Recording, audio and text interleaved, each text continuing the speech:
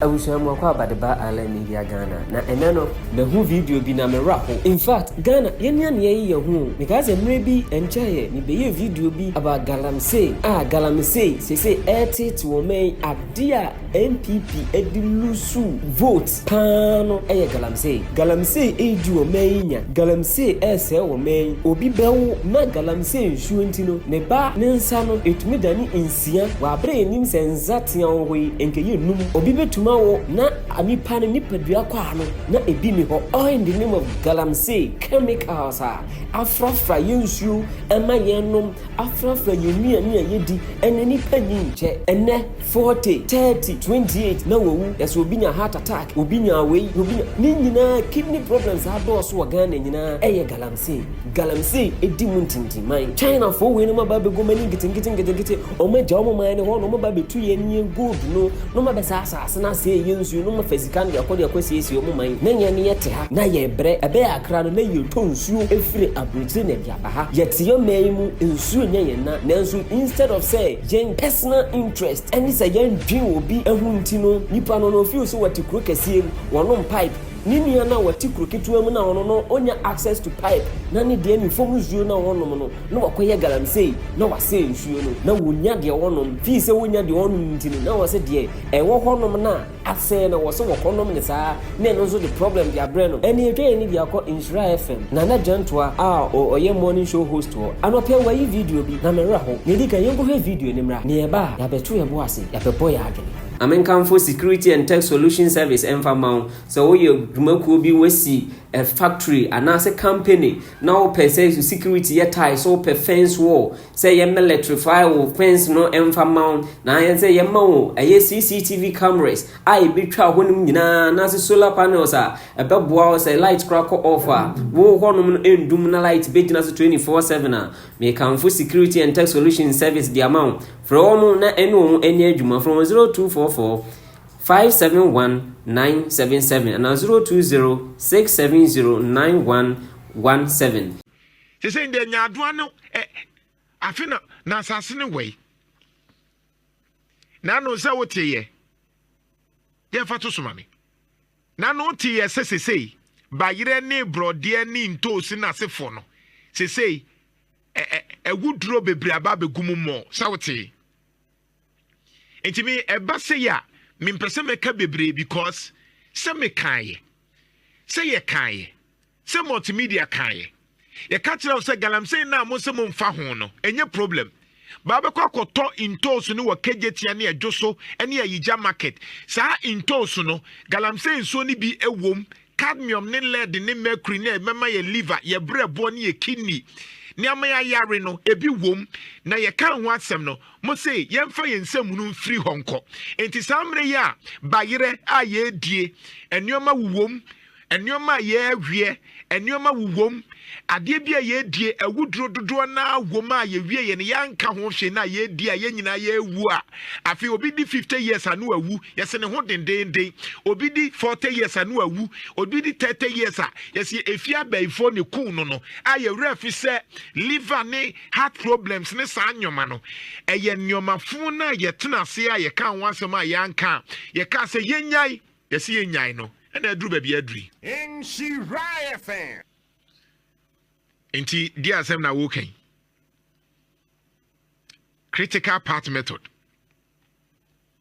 that critical part method in the project management do you say sa nyoma we dia wuyi wani a e be create problem amount inti afine adenti na yesu me be try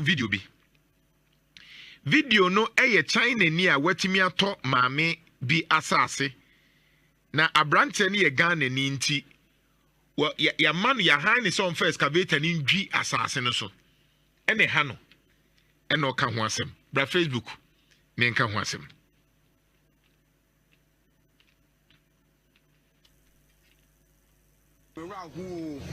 Me dia agro sa me rap pa.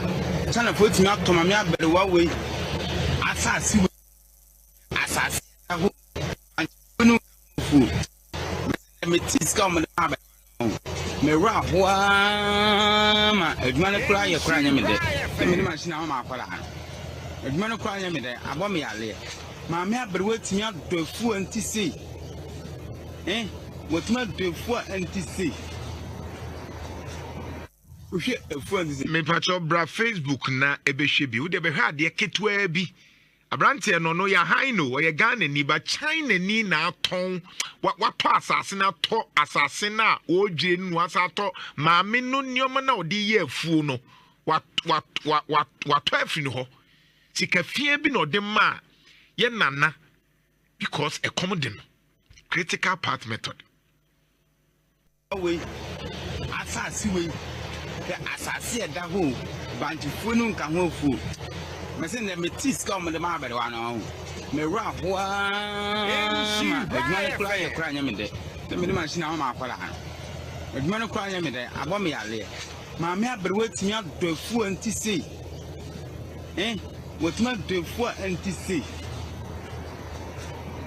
o hwe fu anti sei he efu mu nyoma fan. We were in Woodham, you, in Woodham, ye. She, a phone at the home, I'm but what now will you? Moko money sika, a fool is sika. Hey, Siko, then my member with me the eye. Hey, before me, my own that be a trimody. Mr. Fool, will me room ye, next year for my head. Says, come on, mammy, never stand up. A fool to say you. She fool. She fool.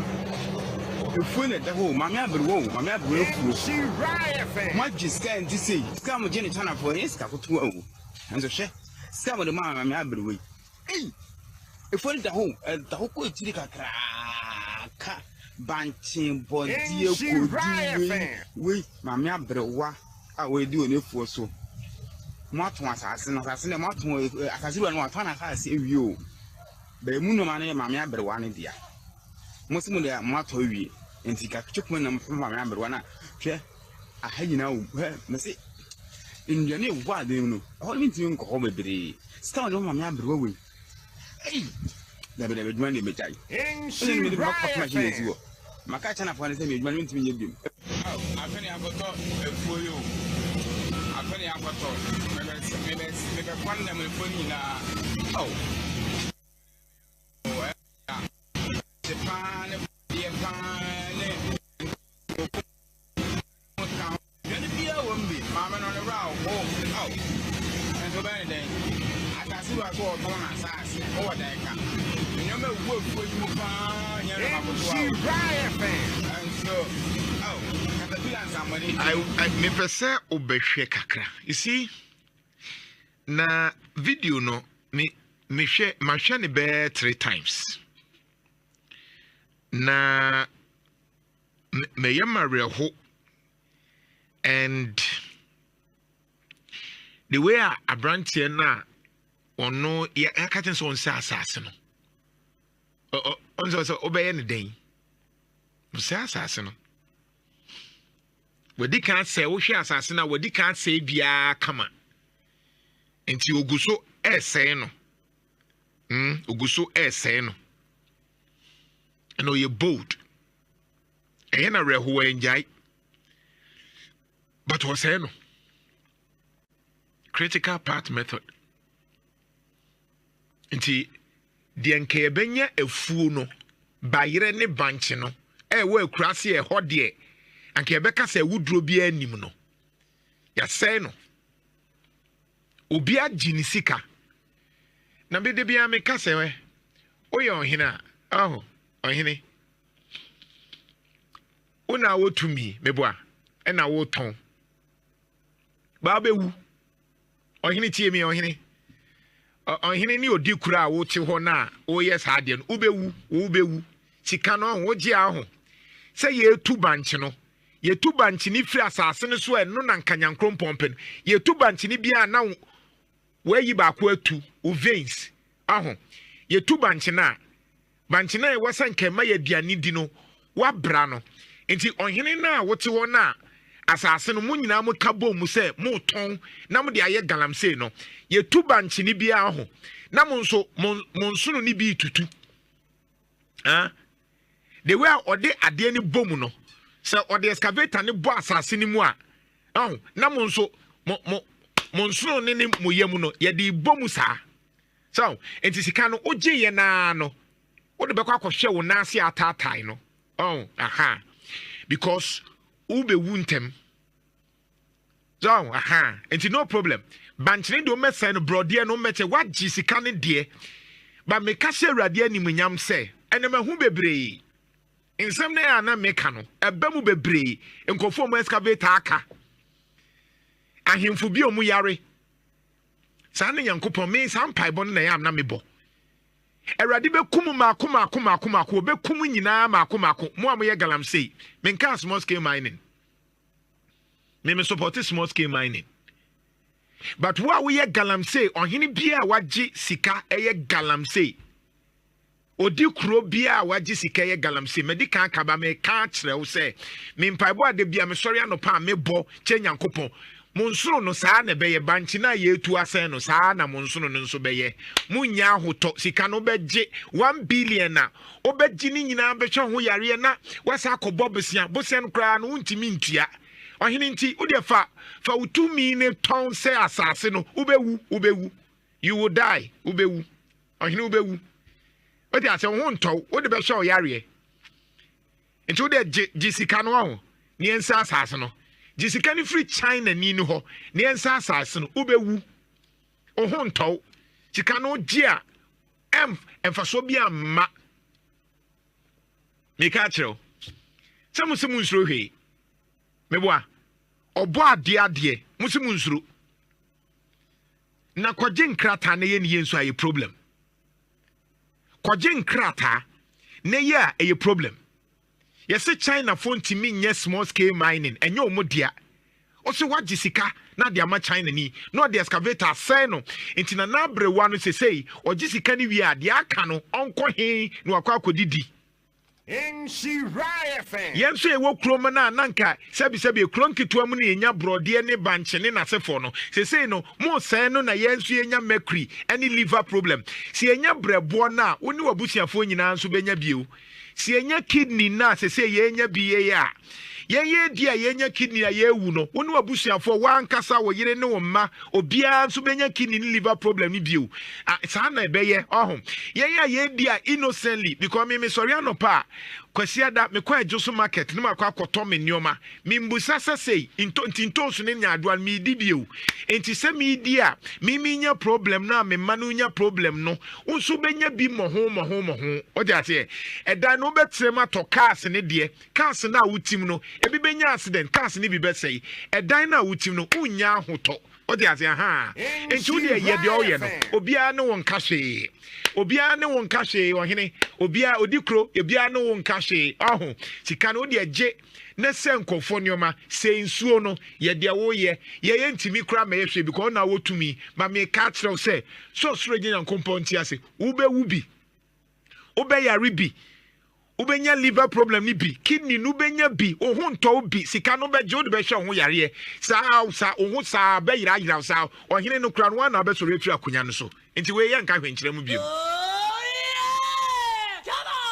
Isra 104.5 and that's why I'm so glad they said Jera John Dormahene and a gold board no all set up no can be or say you say so be ye illegal na catch na ye jisika na ebe ma 10% into we die e asem de so won so be ye Galamsey and so be wie sika Galamsey sika na anya report wa o dia so de usuro kra na menka hwe brain FM menka hwe ye be hide o de ase sika na ba ye be ju sika de amount Dormahene say say wa we illegal nyoma bia no obia te say de na no samija mfiti nkrofo ye be ma sa sika no bi 10% nti ya na no 13 billion 10% enyi sika kotwa ka wo sika pa yenya ne sa emaye we need to fix Ghana. It is enough ya bre Kofi You're very sad. I could see that you're passionate about talking about the Galamsey issues. Now, yeah, so to a man, would in poison. Erastus Asari Dunkwa documentary about Galamsey, which poison for good, and it's the reality. I mean, you say Rooney Bebre no ni pedriemu mayen or how bebre in fact your organs I say liver, kidney, adrimu yare ni refi. Na no yom ka se led ni ade ade bi kra fra and obaye ni ade won sa sinimu banche no mo bayire no ni ade no ya ye refi. Can we get that can we get that Eastern region report? Now that report, can we get that report? Yeah.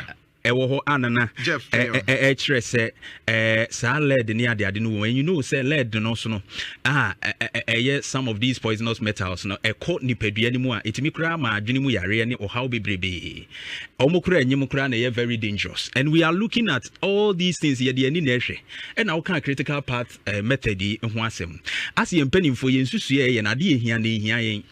That is basically what we wanted to talk about. Say ade ehia ye na ehia yen ye wono ma bi ase etu ho na mon ten ni si ye hwe han ma edibra ansa na akase ye be ye ho adwuma wa bra ye nim si ye betumi de no ma we yasia no kwan ne ade ye ho. And this is enoma ya na ye leaders ne lucky, but I'm happy enim say task force omo sha ase ye te ye se ye ko Galamsey nye ne, but ade ba ko a enura mete ya na ye me de efa bra mo inaugurate gold board task force no say they are going to give this task force for no cameras, body cameras. Say be yo mu ko wura mu ho na camera no bo ti de wo ye bia say wo gi gold bribe wo gi de no, but mesro mu say de obetena machine animu a sa machine e record video no omo hwe ni ye mpe another monitor nso mfa ma say ni pa kro say ye ka say na for me minim say Dormahene otie yes na mpanyifo na wo Jubilee House no ensem bia ye ka bia no mufa of course. And one of the things I'm not penning no. And can any day now you can't some crana Jubilee House pay me dada. But this time around the Becca be Jubilee House obeti. Obi be for say we president ati we ati ye be hu adwuma. Once you came maybe body cameras. Yes. You can say omukọ grounds wa because o advocate wo hapa yempe body cameras ebi no ma bi ni ade nti yempe bibi mo oh yet news bi kra say some of the military men kro mo mpe peacekeeping ko mo Galamsey fight because of say omukọ anoma bibiri esi wo ho say the omukọ camera no ye de be hu no won kran ye hu no won kran and I mesro mo say that monitor no how mo de be monitor cameras videos no de e ko ni nyina no mesro so mo nya duplicate e wo presidency wo mampani aso ye say be ya ye blemu emeka se o ye security fo no na ye ho ahwan musumu monitor o de meche no because ye nim wo krom ha se no matimi si for security officer ho de evidence timira ye nim wo krom ha intimate wase a Yewra Dormahene ne mpanyifo no omo so mpe monitor bi omo ho yes ye wo person in charge of security e wo presidency when would they meet no Kofi Buachi mu e wo ho enti no omo so empe monitor ni bi wo I know say Kofi Buachi is fantastic man ono security wa ben e babambo ho nsem a no so omo nyina monitor wo presidency wo while security for no so handle omo so monitor no enti so omo delete wo ha ye benya copy wa ha na number what tell them say because we have instances ko pay video I say yeah ras to screen na boy enya some of the evidence no mamno because say ni ho see is na see and they are very important say body cameras na Mahama e ka so mo de be band yemfa mo na say security officers no mo so ka ho bi and ama Galamsey yentimi nko no because ras to school room ho na military men na omu protect Galamsey for and it's evident e wo ho I ras to petition presidency then time Nanado Dunkwa Kufuado apenso ye hu see but when the cameras are there now you proper monitoring not just the cameras but people monitor it very well ebeko ye dia mai and now I'm excited about that positive a year omodia touch they say utimi be ma whistleblowing kakra ye be ma 10% ye nim kwan approach for craft for arresting crofo or so who suspect now be catch ye be ma 50,000 ye be ma say and you who say speedily Kenya results. And so this one will help into 1 billion out there 10,000 100,000 now so yeah the number be betuja into what is say obi ye Galamsey we a special line o de boy amane ye do din besie si etime kɔkye nipa na yɛankasa bɛ make sure say o 10% no One Sabeka. Mantown extra. Also now acre of land is being sold at 80,000 to 100,000 at New Abrim. 80,000 to 1 billion. 100,000. Near Bedi. Meanwhile, say 1 billion no. Nipa no betumi anya be $20 billion was. Was so. No the man no bunim fudie nyina de agu. Asɛ ni nyina wo. Enti ye sɔre anuane bo aye den. Ye nya anuane ye nya we ye nyina so ye ka ho bi. Enti tomatoes bo be ye den. Banche bo be ye den. Bode bo be ye den because asase no ese ye de do no ye di no. Ye sɛ ni nyina ye betu so emfa kwampa so ntu. And I believe say measures a wo de ba no for now, the motivation attached with the 10% and of course the body cameras very very much important. Many are with this step, and we hope that said the economy in particular about the monitoring. Ube to me asuma buano so wonko, but one can swa. Dormahene says omanyina for lie detector mu. All right. Or do ma fem enti enye obia keke. Or was selecting obia femu se uni adwemboni bia. And for me, I like the new Dormahene. Right. I like the new Dormahene because wasua nyoma. Yeah. O share anytime bia wo pie na okasa, on say Dormahene foforo bia. Osuboni a ya ono abɔ ne ho asu. Say on say ade we die. Wabamu pe mistakes away. Wa observe the proponent. 8 years kakra.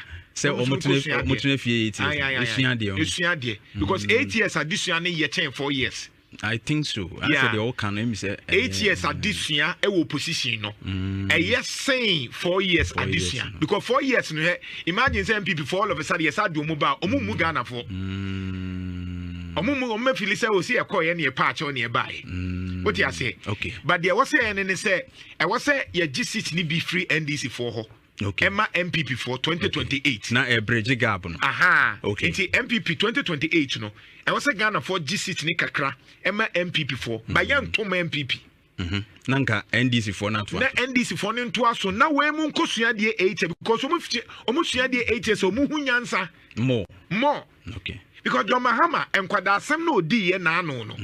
He say no ye mpanyinsem. Awusia ene da hono se wa wani yehu bi maame abrewa to no bo ase aye nafuo asase wura aton asase no wo wie ye sika kitwa bi no odi ama maame no hwe se ye ni abre pa se yebetu Galamsey ase a enke jansa ase tonton because China ni entumi metam excavator misuma o asase so emeye mining without the authority so won pass asase na mana ontumi ma meye Galamsey wo so ena ekroma meka ni bio meka with authority ohini bie ni wo betuma ka kire me se Galamsey koso won asase so wonim because excavator wo hoyi enye entese handkerchief abetu dia show botuma twama obi awu excavator di so no be de so ne de akosite wo endinana ai machine ni twamu na ye krutu asase no wehu nana do you want to tell me say say ye tu Galamsey wo asase so sempenimfo wo mani abre se pesi tu Galamsey so san ye stop Galamsey say yenzo say yensa ase no a